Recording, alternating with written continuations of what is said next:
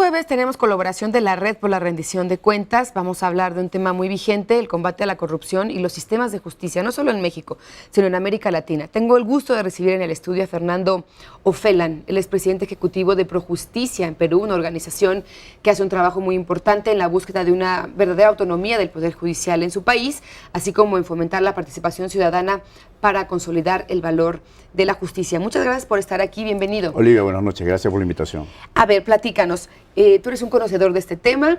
¿Cómo está la situación en América Latina y qué nos puedes comentar sobre México?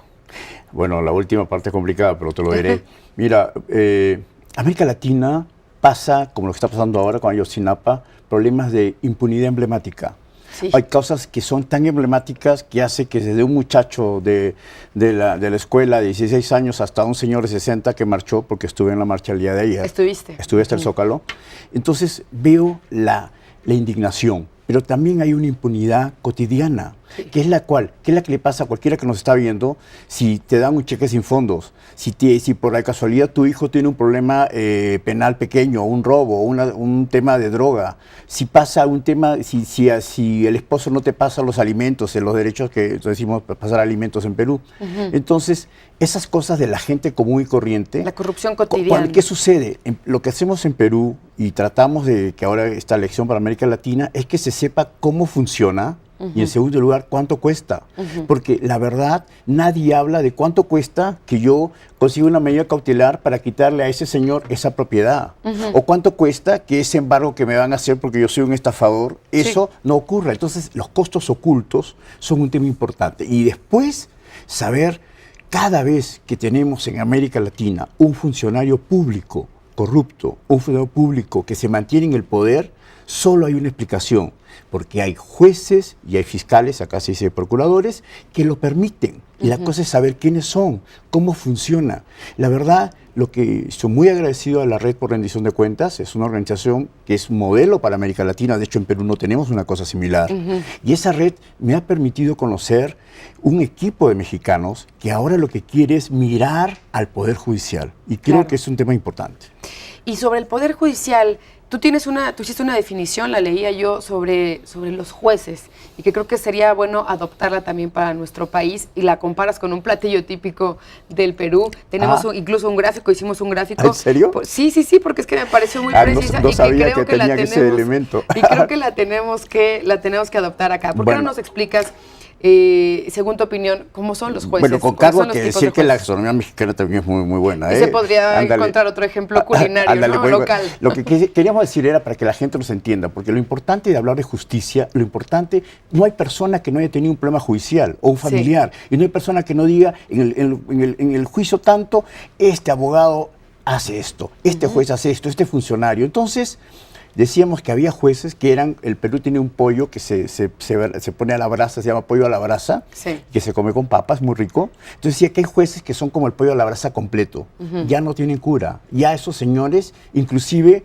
generan subastas. En América Latina hay jueces que le dicen una parte, oye, esto cuesta 20, y viene el otro y le dice, oye, entonces te ofrezco 40, y viene otro 60. ¿Pero qué ocurre? Ahora que tenemos problemas completamente corruptos, lavados de activos, entonces viene alguien te ofrece 1000, entonces el otro no puede competir. Esos jueces ya no tienen solución. Los otros que son medio pollo son aquellos jueces que ya trabajaron, o jueces o procuradores, miembros del Ministerio Público, que acumularon dinero, pero sus hijos ya no tienen 5 años, sus hijos tienen 15. Y se dice, papá, ¿de dónde tienes este dinero si tu sueldo es tanto? En América Latina te contaré que los sueldos de los jueces y fiscales no son tan altos. En México sé que son relativamente altos. Pues entonces tú ves que tienen un estándar de vida y tienen signos exteriores que dices, ¿cómo? Y tienen culpa todavía, un poco de vergüenza. Y por lo tanto, como ya les da vergüenza, paran la mano. Y hay lo tercero, que es el cuarto de pollo. Eso, yo sabía tomar este ejemplo. Y el cuarto de pollo es aquel que le hace el favor al cuate, al que estudió contigo en la CU, entonces al que vivió contigo en el estado, entonces es que genera un tipo de beneficio y que todavía es rescatable. Y además encontramos una nueva forma ahora en Perú, que es una forma que la tomé en realidad de una visita a Londres, que es posible encontrar jueces que están en corrupción, pero hacen colaboración eficaz. Es decir, ayudan a saber de otras personas y establecen con los órganos de control este tipo de soluciones. ¿Y qué se puede hacer, Fernando? ¿Qué se puede hacer? Lo primero que creo que hay que hacer es buscar que la gran calidad de los académicos mexicanos y los activistas mexicanos se sienten un rato en un foro que los haga solamente discutir sobre qué pasa con la justicia, qué pasa con los jueces, qué pasa con los fiscales y básicamente que empiecen a trabajar data. Porque usted sabrá que no es fácil decir que un juez es corrupto y solamente decirlo por subjetividad. La única manera de probarlo puede ser con investigaciones, interceptaciones, etcétera, que se hacen desde los órganos de control, pero también con sus sentencias. Claro. Debemos leer. En Perú me pasó un caso. Había un juez que tenía fama de ser muy inocente y luego revisamos sus sentencias y había liberado a 14 sicarios, ¿no? De una manera sistemática y dije, oye, esto no es casualidad, esto es, o sea, uno puede ser porque quizás, qué sé yo, no lo era, no pero 14... mal armado el expediente. Ándale. ¿No? Entonces, esa situación nos hace entender, en primer lugar, hacer este foro, segundo, empezar a mirar, y en eso ustedes, la prensa, ayuda mucho a buscar que la prensa se especialice en el tema judicial, porque a veces no hay transparencia, a veces los jueces no hablan, a veces los periodistas no saben de los temas jurídicos o los códigos judiciales. Entonces, en América Latina y en el caso peruano, nosotros hemos encontrado que ya sean los temas de crimen organizado, los temas de empresarios que actúan mal, que se aprovechan de estas mañas que tiene el sistema, o ya sea digamos, los casos en general de corrupción, es necesario que podamos tener una sociedad civil que se especialice en el tema de justicia y no solo en los casos emblemáticos, sino en los casos de la impunidad cotidiana que dije al comienzo. Claro. Y a partir de eso, creo que podríamos hacer otra cosa, pedirle a los que nos ven, y los que ven tu programa, que empiecen a hablar. Claro. La única manera es que empiecen a hablar. La gente sabe en su ciudad, en su estado, quién es el abogado que trabaja con fulano. Todo se sabe. Por lo tanto, en el Perú es igual.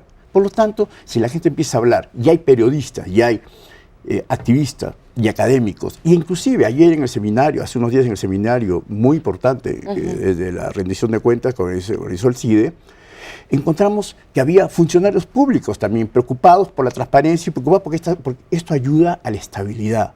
América Latina tiene mucho recurso económico y hay países como México, como Perú, que están en este proceso de despegue y de desarrollo, de inversión, pero el marco institucional, si no se fortalece, estamos mal. Sobre eso, y ya para terminar esta conversación, Fernando, quiero preguntarte, tú sabes, en México hubo una ola de reformas que se fueron aprobando, son 11 en total, pero el tema de la corrupción se quedó pendiente. Pues sí. Entonces son reformas que a la hora de implementarse, si no está este candado, pues puede ser un desastre, ¿no? Desastre porque... Y el PAN acaba de presentar una propuesta para la creación de un sistema nacional anticorrupción, un partido político. El PRI que gobierna dijo, nos parece muy bien, hay que juntarla con la del presidente. O sea, sí hay una preocupación que esperemos que se traduzca en cosas concretas muy puntuales. Una preocupación que creo que los mexicanos tienen que monitorear, una preocupación que hay que seguir, que hay que valorar, que no hay que tirar al tacho y que hay que mejorar y que hay que sumar. Definitivamente, no solo la clase política o académica, sino la inteligencia mexicana, sino a lo que me dirijo es, los únicos que pueden presionar de verdad son la gente. Y hoy, un caso de corrupción en China, lo puedes saber al mismo momento acá. Y lo que pasa en México, la frase que me marcó ayer, ¿sabes cuál fue? ¿Cuál fue, Fernando? Lo que pasó en Guerrero, que lo sepa el mundo entero. Y la verdad, el mundo lo sabe y no hay manera de hacer una caja china para taparlo. No hay manera, sí, ¿verdad? Según viendo la película. Claro, la dictadura perfecta. Ándale. Muchas gracias, Fernando Felan, por haber estado aquí. Muchas Qué gracias gusto por la conocerte. invitación. Gracias por haber estado aquí en el Muchas estudio. gracias. Okay. Hacemos una pausa y volvemos con más aquí en Efecto Noticias.